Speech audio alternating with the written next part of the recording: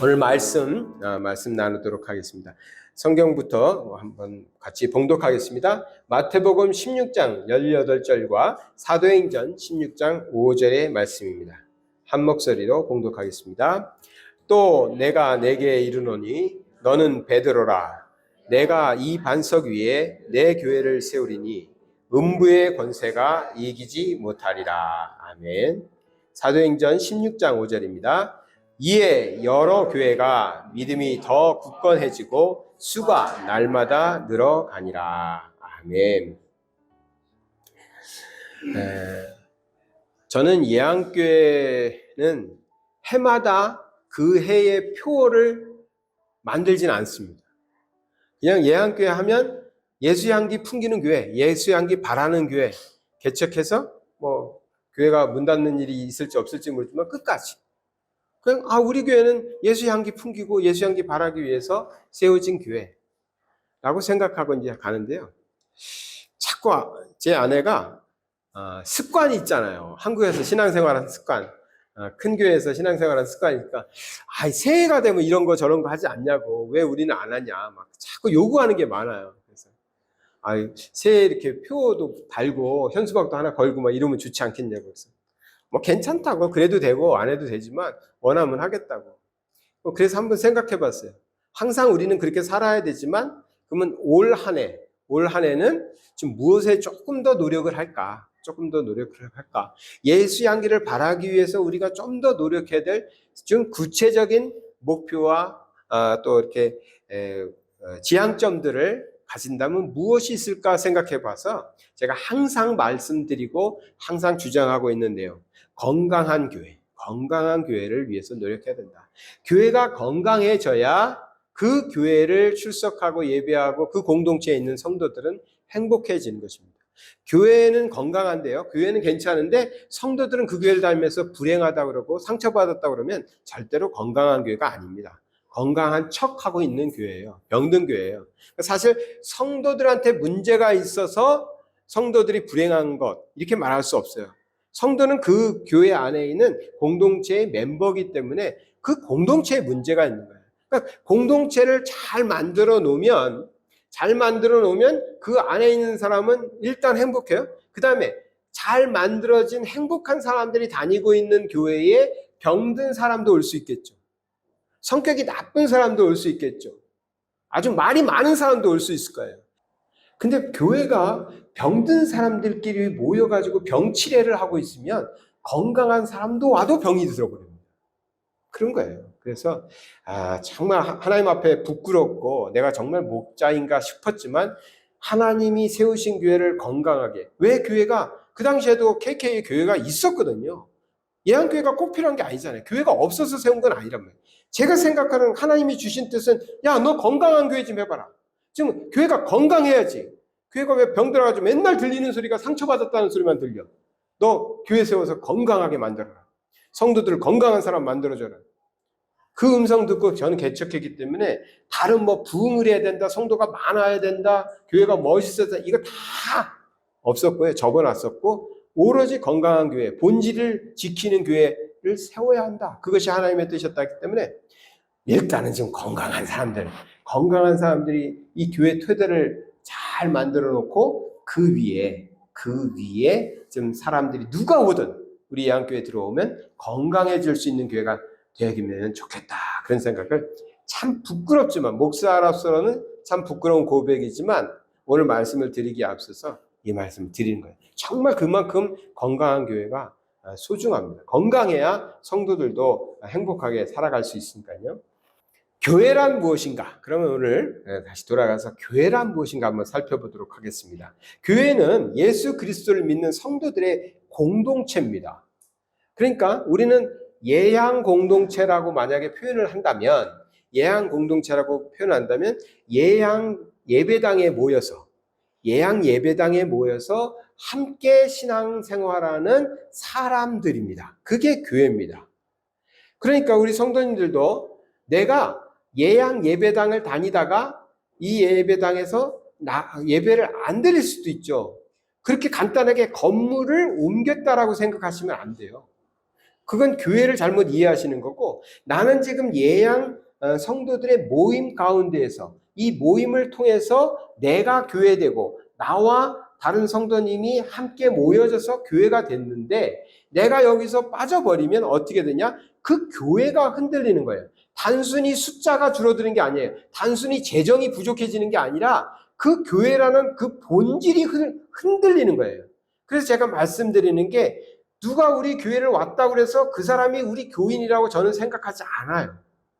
왜냐하면 그건 예배를 가르치 드렸다라고는 생각할 수 있지만, 공동체라는 것은 저분이 예한교회의 뜻을 두고 같은 공동체 성도들과 한 마음을 가져가면서 한 목적을 가지고 신앙생활을 같이 해가겠다, 이런 마음이 있을 때 우리는 공동체라고 생각할 수 있어요. 그런 사람들이 2명이 됐든 10명이 됐든 그게 교회인 것입니다.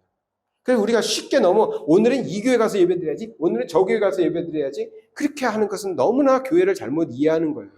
내가 속한 공동체, 그게 교회인데 내가 거기서 쉽게 빠져나갈 수 있다? 그래서 제가 선교사님들한테도, 후배 선교사님들한테 꼭 얘기하는 게 있어요.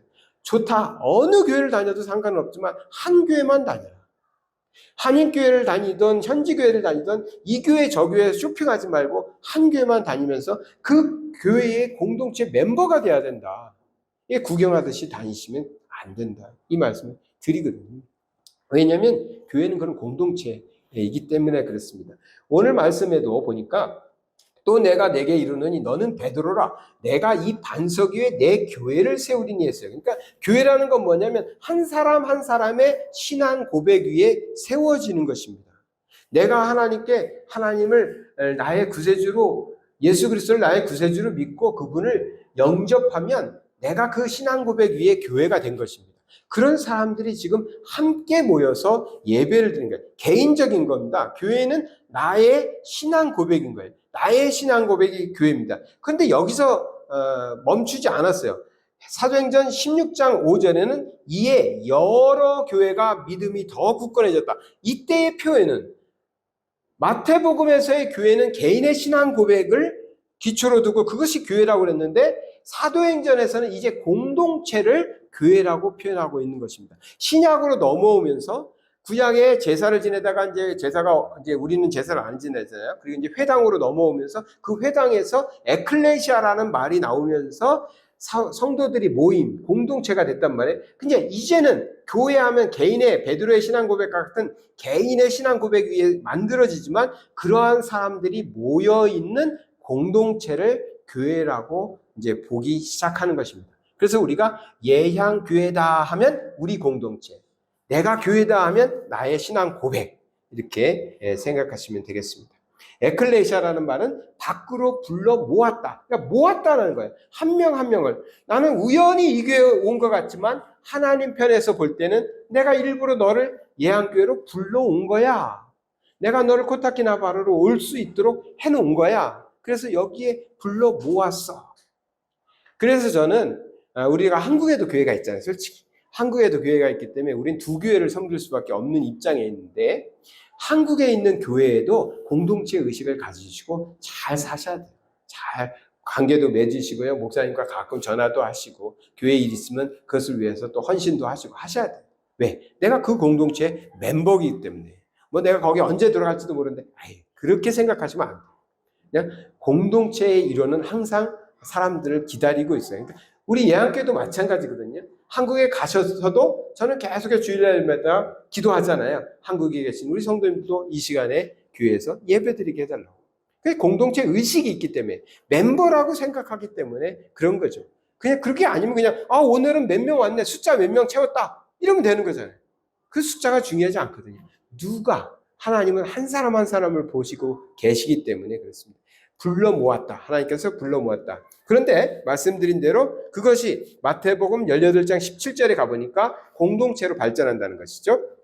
만일 그들이 말도 듣지 않거든. 그러니까 이제 권면을 했는데, 잘못을 권면을 했는데 안 듣는단 말이야. 그 다음에는 어떻게 하냐? 교회에 말하고, 이때 교회는 개인이 아니거든요. 공동체, 단체가 됐다는 거예요. 그 단체에 말하고 교회 말도 듣지 않으면 이방인처럼 취급해야 된다, 이렇게 얘기하고 있습니다. 그래서 이제는 이제 신약으로 넘어오면서 교회는 하나의 조직화된 하나님의 모임이 됐어요. 하나님을 믿는 자들의 모임. 그래서 여기에는 규율도 생겼고요. 교회에는 규율도 생기고 약속도 있고 서로 지켜야 될 것도 있고 책임들도 생겨나는 것입니다. 그것이 교회죠. 그러한 교회를 어떻게 하면 건강하게 우리가 세워갈 것인가. 그게 이제 올 한 해 우리가 노력하면서 건강한 교회가 되고 건강한 교회에서 성도들은 신앙생활하면서 행복해야 하는 것입니다. 행복하길 바랍니다. 그러면 예향교회는 올해뿐만 아니라 앞으로도 계속해서 나아갈 텐데요. 예향교회는 건강한 교회를 만들어가기 위해서 어떠한 노력들을 하고 해야 될까? 전 네 가지만 반복적인 것도 있지만 네 가지만 살펴봤습니다.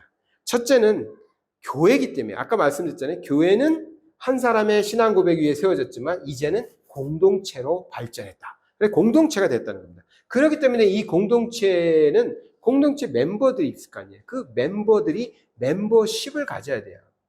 이게 뭐 골프 멤버십을 사라는 얘기가 아니라 내가 그 공동체의 회원이라는 그 공동체의 한 일원이라는 그 마음을 가지고 살아야 됩니다. 한번 이렇게 좀 생각해 보세요. 이제 한국에 또 많이들 가시잖아요. 한국에 가셨을 때 한국 교회 열심히 다니시라니까요. 헌금도 많이 하시라니까요. 그렇지만 그때에도 그래도 한 번씩 생각하셔야 돼요.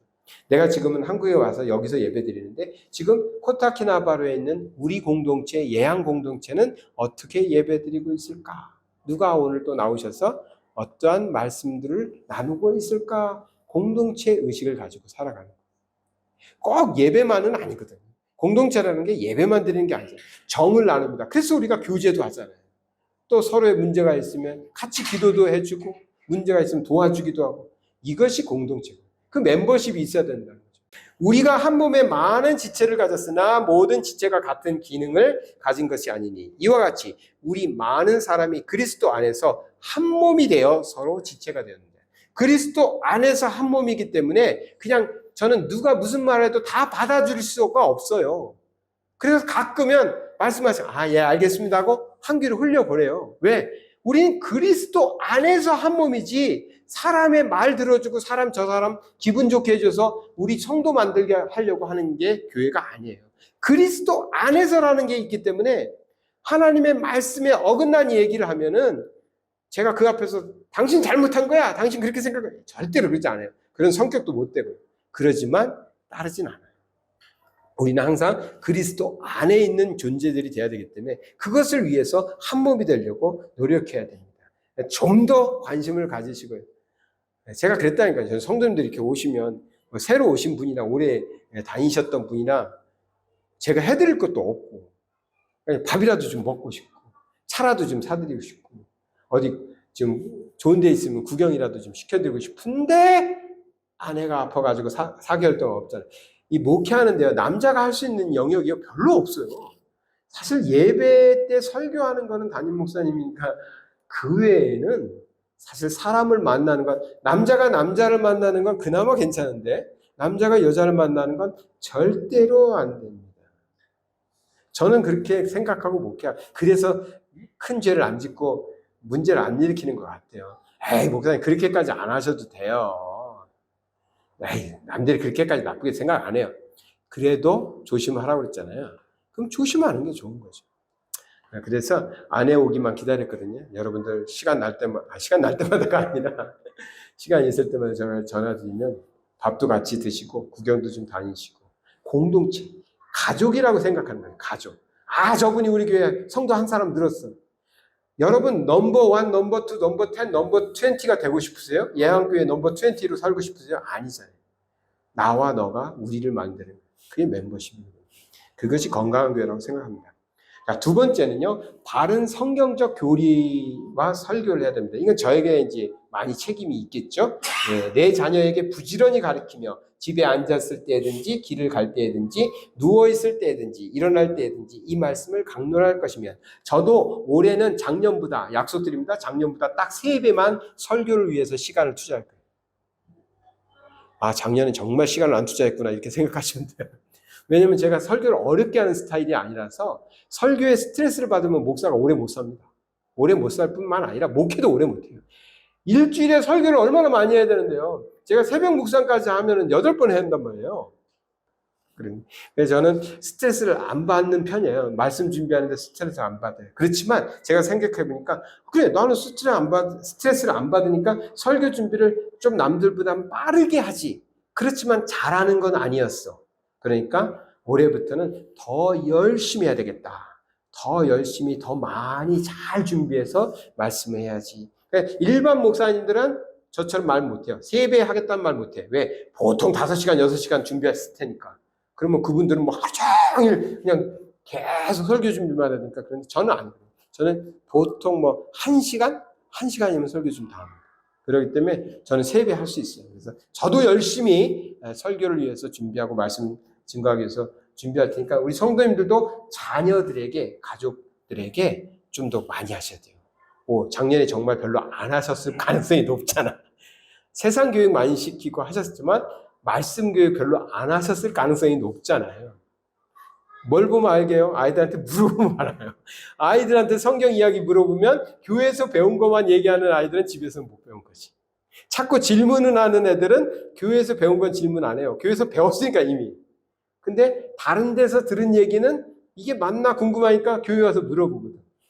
그래서 우리 성도님들은 자녀들에게 열심히 말씀을 가르치셔야 됩니다. 그 다음에 세 번째로 우리가 노력해야 될 것은 회심자와 기존 교인의 조화를 이루는 교회가 돼야 됩니다. 회심자는 이제 새로 나오시는 분들이나 처음 믿는 분들이나 이주에 오시는 분들, 그리고 기존 성도들은 이제 1년, 2년, 3년 이렇게 같이 신앙생활 했던 분들이 조화를 잘 이루셔야 됩니다. 평안에 매는 줄로 성령이 하나 되게 하신 것을 힘써 지키라 말씀하셨죠. 또 서로 친절하게 하며 불쌍히 여기며 서로 용서하기를 하나님이 그리스도 안에서 너희를 용서하신 것 같이, 나를 용서하신 것 같이 용서하고 살아가는 겁니다. 하나 되게 하는 것도 중요하고요. 친절하고 용서하는 것 중요합니다. 친절하시는 것에 포커스를 좀 맞출까요? 우리가 뭐 이렇게 원수지고 사는 사람 별로 없으실 테니까 친절한 것, 정말 친절하셔야 돼요. 근데 친절이요, 나는 친절하다고 생각했는데 상대방은 무례하다고 느낄 수도 있어요. 그걸 우리가 좀 조심해야 돼. 그래서 저도 그래서 조심하는 부분들이 있거든요. 그러니까 성도님들한테 뭐 이렇게 악수도 할 수 있고 뭐 포옹도 할 수 있고 뭐 이럴 수도 있는 거죠.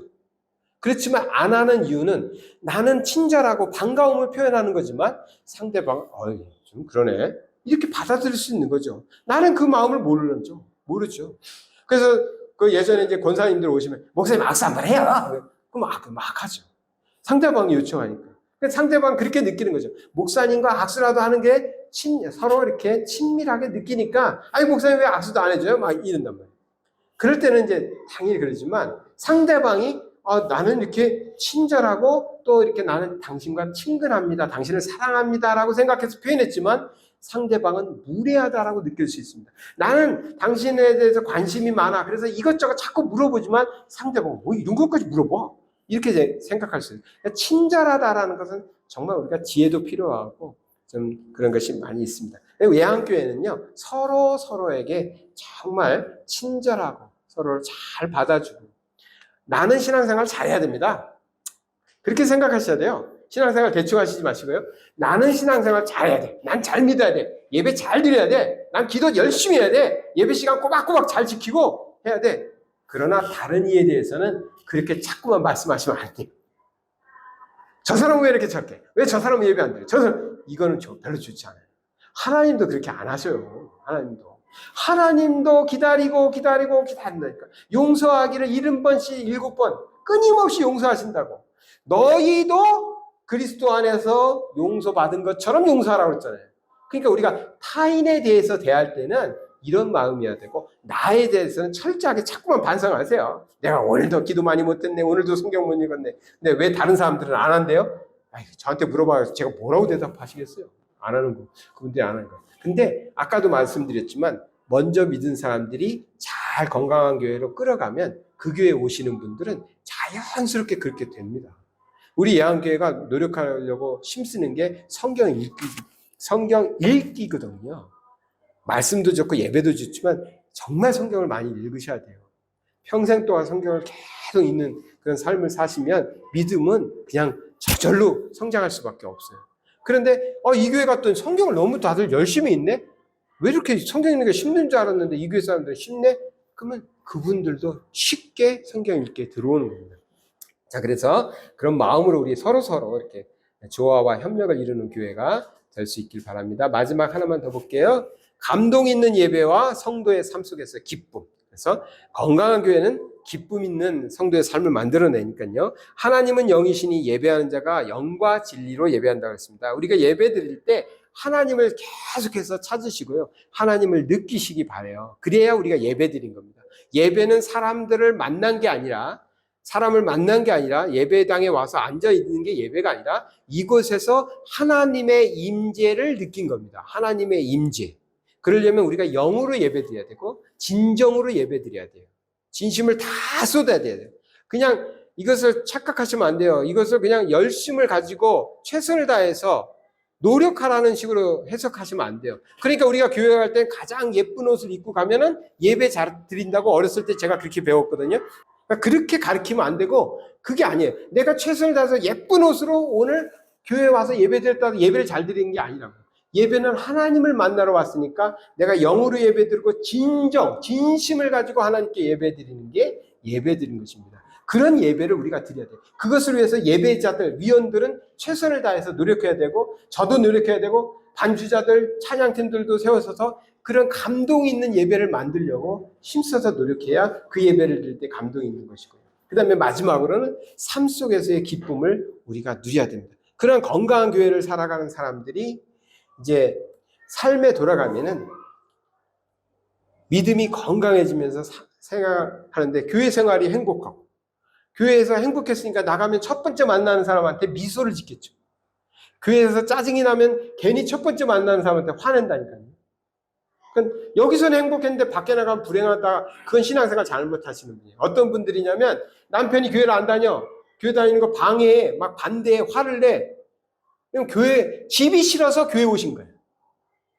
그런 분들도 있어요. 집에 가면 핍박받는데 핍박받는 게 아니라 거기가 선교의 현장이라고 하나님이 나를 파송한 곳이라고. 그러니까 거기서 더 예수를 잘 믿고 거기서 더 헌신을 하시고 섬김을 더 잘하셔야 돼요. 우리는요. 교회에서 건강함을 가지면 세상에 나가서 그것을 나눠주는 삶을 사셔야죠. 교회가 피난처가 되시면 안 돼요. 그래서 세상 사람 만나니까 짜증나더라. 그러니까 나는 우리 교인들하고만 만날 거야. 그게 정말 잘못된 생각이에요. 그냥 십자가를 지고 세상으로 가셔야 된다니까요. 그것이 우리를 진정 하나님의 자녀되게 하는 것입니다. 한 말씀만 더 이렇게 제가 보고 마칠게요. 주의 말씀이 너희에게로부터 마게도냐와 아가에게 뿐 아니라 하나님을 향하는 너희 믿음의 소문이 각처에 퍼졌으므로 우리는 아무 말도 할 것이 없다. 바울이 이런 말에서 제가 놀란 거예요. 야, 이 말을요 데살로니가 교인들한테 하는데 야, 내가 너희들한테 더 이상 할 말이 없어. 왜? 이미 소문이 났어. 너네가 어떻게 신앙생활하는지 소문이 다 퍼져가지고 다 알아. 뭘 봤다는 거예요? 소문이 났다는 건 삶을 봤다는 겁니다. 교회 안의 이야기는 소문이 안 나요. 저 밖에 있는 사람들이 예한교회가 어떻게 예배 드리는지, 예배 시간이 얼마나 걸리는지, 뭐 몇 명이나 있는지 그런 거 소문 안 나요. 단 소문은 예한교회가 성도가 세상에 나가서 어떻게 사업을 하는지, 어떻게 아이들을 키우고 있는지, 어떻게 말을 하는지, 밥 먹을 때 뭐 밥값을 많이 내는지 안 내는지 그런 걸 얘기하고 있는 거거든요. 근데 데살로니가 교회는 이미 소문이 나서 바울이 이제 데살로니가 교회를 개척했을 거 아니에요. 내가 너희들한테 더 이상 할 말이 없다, 야. 이렇게 말을. 제가 너무 부러운 거죠. 우리는 그러한 삶을 살아야 될 줄 믿습니다. 사랑의 하나님 아버지 감사드립니다. 우리에게 새해를 허락하시고 이 새해도 또 우리가 이 예한교회에서 예한 공동체에서 함께 신앙생활할 수 있도록 허락하여 주심을 감사드립니다. 하나님의 좋은 사람들을 만나게 해주심을 감사드립니다. 우리가 정말 하나님 이 예한교회에서 건강한 신앙생활 할 수 있도록 건강한 교회 만들 수 있도록 그래서 이제는 누가 와도 어떤 사람이 와도 이곳에 들어오면 우리 공동체에 들어오면 우리의 멤버가 되면 정말 그들도 다 건강해질 수 있는 그런 하나님의 놀라운 역사와 은혜가 넘치는 교회 되게 하여 주시옵소서. 건강한 교회를 통해서 우리 성도들의 삶이 정말 행복하고 날마다 기뻐하며 그 기쁨의 에너지가 다른 사람들에게도 전달되어서 그들도 우리처럼 기뻐하고 행복하기 위해서 우리 예한 공동체 예한교회에 이곳에 나와 함께 신앙생활할 수 있는 놀라운 해가 될 수 있도록 아버지 하나님 이 예한교회를 축복하시고 우리 성도들의 가정 우리 한 사람 한 사람을 아버지 하나님께서 복주시고 인도하여 주시옵소서. 이제는 우리 주 예수 그리스도의 은혜와 하나님의 넓고 크신 사랑하심과 성령님의 감화 감동 역사 교통하심이 오늘도 주의 말씀 붙잡고 하나님이 주신 교회에 통하여 힘을 얻어서 이제는 저 어렵고 힘들고 외로워하고 있는 사람들에게 기쁨을 나눠주기 위해서 복음을 전하기 위해서 나가는 하나님의 거룩한 자녀들 위해 지금부터 영원토록 함께 하실지어다. 아멘.